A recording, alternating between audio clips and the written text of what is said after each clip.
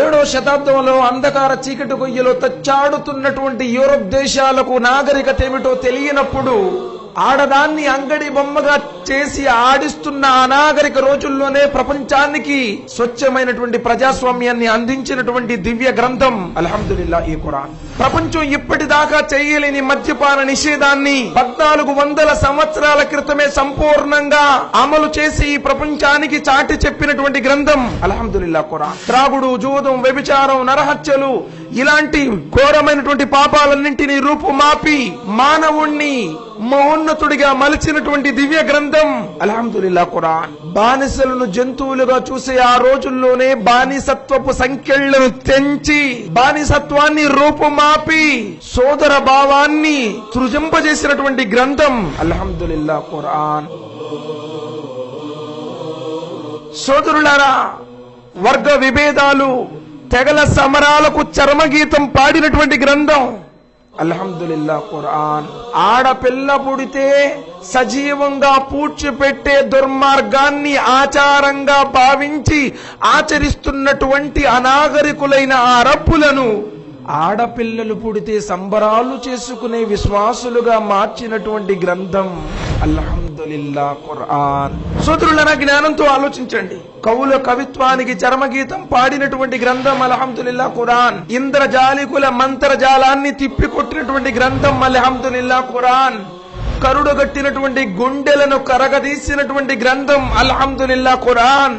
ప్రళయం దాకా పొల్లు పోకుండా నిలిచి ఉండే గ్రంథం అల్హమ్దులిల్లా ఖురాన్. మానవ మట్టి బుర్ర నుండి వెలువడని ఎన్నో శాస్త్రాలను తెలియచెప్పినటువంటి గ్రంథం అల్హమ్దులిల్లా ఖురాన్. ఇందులో జీవశాస్త్రం ఉంది, రాజకీయ శాస్త్రం ఉంది, అర్థశాస్త్రం ఉంది, సామాజిక శాస్త్రం ఉంది, పౌరశాస్త్రం ఉంది, రసాయనిక శాస్త్రం ఉంది, ఖగోళ శాస్త్రం ఉంది. ఎన్నో శాస్త్రాలను, వింత విశేషాలను ఈ ప్రపంచానికి పరిచయం చేసిన గ్రంథం అల్హమ్దులిల్లా ఖురాన్.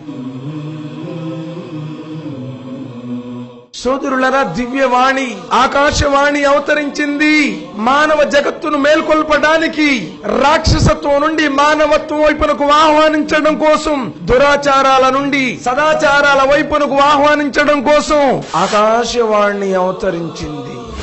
మానవుణ్ణి, తనను పుట్టించినటువంటి నిజస్వామిని గుర్తించమని ప్రకటించడానికి అవతరించింది. మానవుడు ఈ లోకవాసి కాదు, నీ అసలైనటువంటి జీవితం పరలోకంలో శాశ్వతంగా ఉంది అని తెలియజెప్పడానికి వచ్చింది.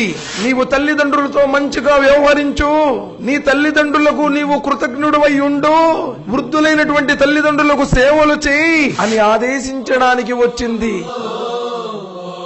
కానీ దురదృష్టవశాత్తు అందరేమనుకుంటున్నారంటే ఖురాన్ ముస్లింల గ్రంథం, 99% ముస్లింలందరూ కూడా ఇది మా గ్రంథం అనుకుంటున్నారు. సోదరులారా, ఖురాన్ మత గ్రంథం కాదు. ఖురాన్ ముస్లింలకు పరిమితమైనటువంటి గ్రంథం కాదు. హుదల్ లిన్నాస్, మానవులందరికీ మార్గదర్శకం. వబయ్యినాతిన్ మినల్ హుదా వల్ ఫుర్ఖాన్, ఇందులో సత్యాసత్యాలను వేరు చేసేటువంటి గీటురాయి ఉంది.